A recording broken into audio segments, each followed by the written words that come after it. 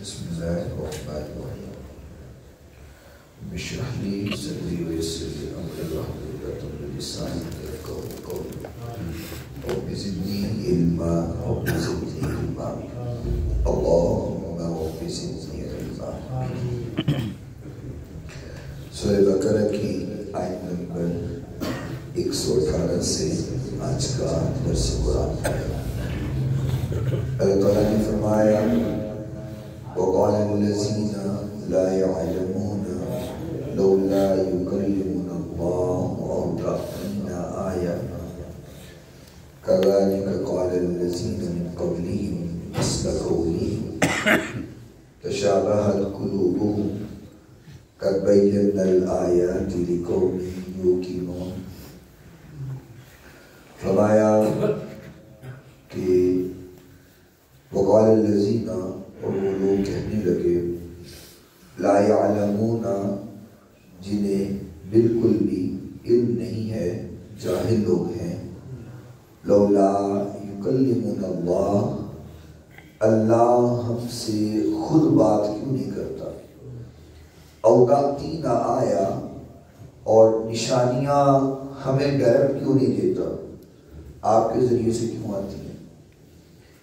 كذلك قال الذين من قبلهم مثل قولهم، فرمایا اسی طرح اس سے پہلے بھی کچھ لوگ ایسے باتیں کرتے رہے ہیں، مثل قولهم ان کی باتوں کی طرح، تشابہت قلوبهم جو ان کی باتوں کے ساتھ بہت زیادہ مشابہت رکھتی ہیں، قد بینا الآیات لقوم یوقنون، فرمایا ہم نے تو یقین والوں کے لیے نشانیاں بیان کر دی ہیں، جو یقین کرتے ہیں ہم نے نشانیاں دے دی ہیں۔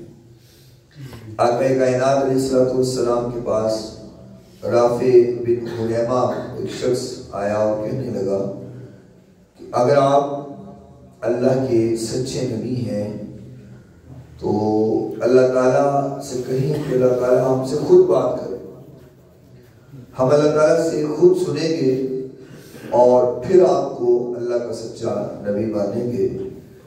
مفسرین کہتے ہیں اس شخص کی اس حرکت کی وجہ پر اللہ تعالیٰ نے اس آیہ مبارکہ کو نازل کیا، اس کا شان نزول ہے۔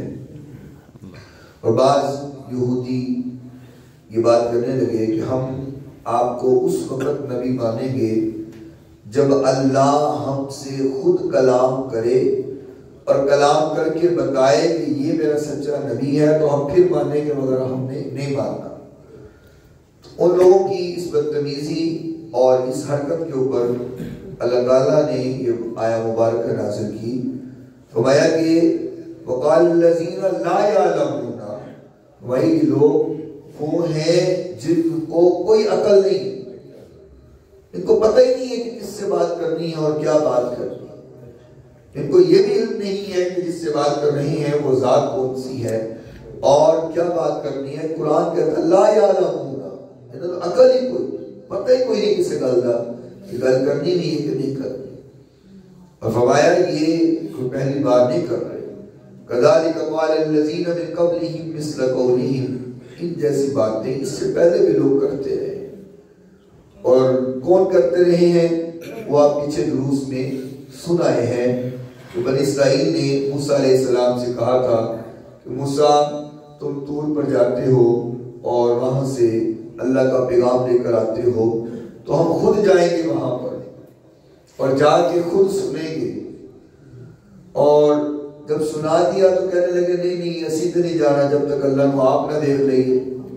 واقعہ آپ سن چکے پر اللہ تعالیٰ نے پہاڑ بلند کیا تھا، اور اگر بندے نے پتر بندے ہو کہ نہیں سکا پہاڑ تو اڑے ہوتے، میں پنجابی میں ترجمہ کر رہا ہوں، عربی کا معنی یہی بنتا ہے، پنجابی سے کریے تھے۔ اللہ تعالیٰ نے یوں پہاڑ اٹھایا، فرمایا تم اپنی بات سے باز آتے ہو کہ نہیں، اگر باز آتے ہو تو ٹھیک ہے، نہیں تو یہ پہاڑ تمہارے پر پھینک کر تمہیں کچل دوں گا۔ تو پنجابی سے یہی ہوئے گا بندے تو پتر بندے کے نہیں تھی کئی آپ دیو اللہ نے گل کرنی، اللہ نے آواز سنا دی کہ اللہ نے دیکھنا ہے۔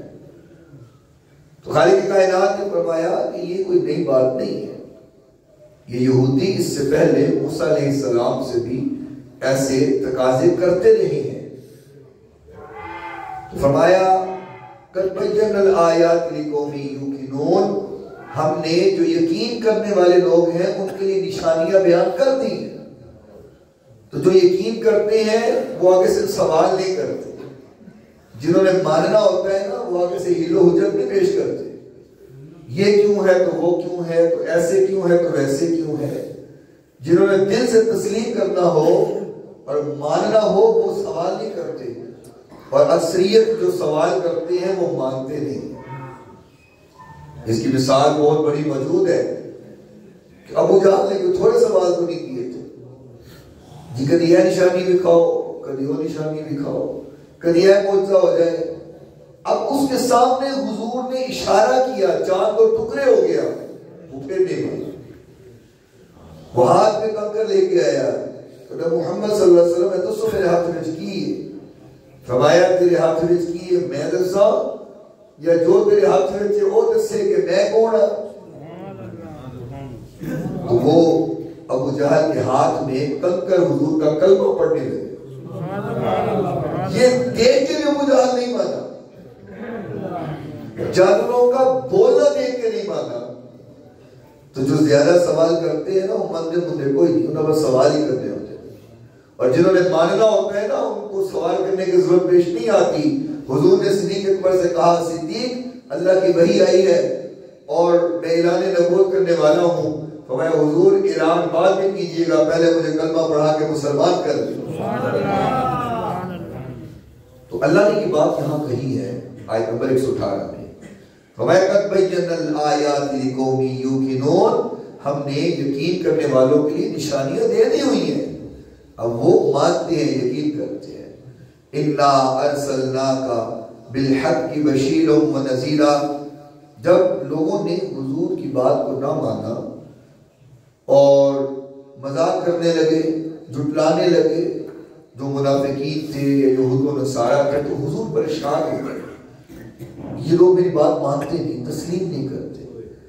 تو محبوب کائنات نے حضور کی یہ طلب دیکھی، کیونکہ حضور کے بارے میں فرمایا گیا ہے کہ میرا نبی حریص ہے.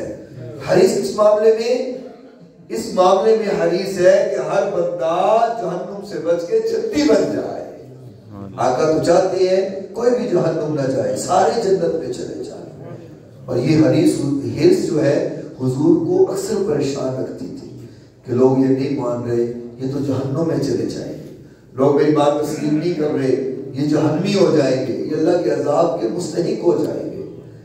اللہ کریم نے فرمایا میرے محبوب آپ پریشان نہ ہوئیے، انا ارسلناک بالحق بشیرا ونذیرا، میرے محبوب پیغمبر ہم نے آپ کو حق کے ساتھ بھیجا ہے. آپ کا کام ہے ان کو جہنم سے ڈرانا اور جنت کی بشارت دے دینا. وَلَا تُسْأَلُ عَنْ أَصْحَابِ الْجَحِيمِ، اور میرے محبوب آپ پریشان نہ ہوں، یہ جو جہنم میں لوگ جائیں گے نا اس کا سوال آپ سے نہیں ہوگا. آپ سے نہیں پوچھا جائے گا کہ یہ لوگ جہنم میں کیوں گئے ہیں. جو جائیں گے وہ اپنی کرتوتوں کی وجہ سے ہی جائیں گے، اپنی حرکات کی وجہ سے جائیں گے. اور جو آپ کی بات مان جائیں گے، تسلیم کر لیں گے، وہ بچ جائیں گے. اور جو آپ کو نہیں مانیں گے، آپ کی بات کو تسلیم نہیں کریں گے، تو پھر وہ جہنم کا ایندھن ہے. میرے محبوب وَلَا تُسْأَلُ عَنْ أَصْحَابِ الْجَحِيمِ، آپ سے ان جہنمیوں کے بارے میں سوال نہیں کیا جائے گا. قرۃ عینی کا یا رسول اللہ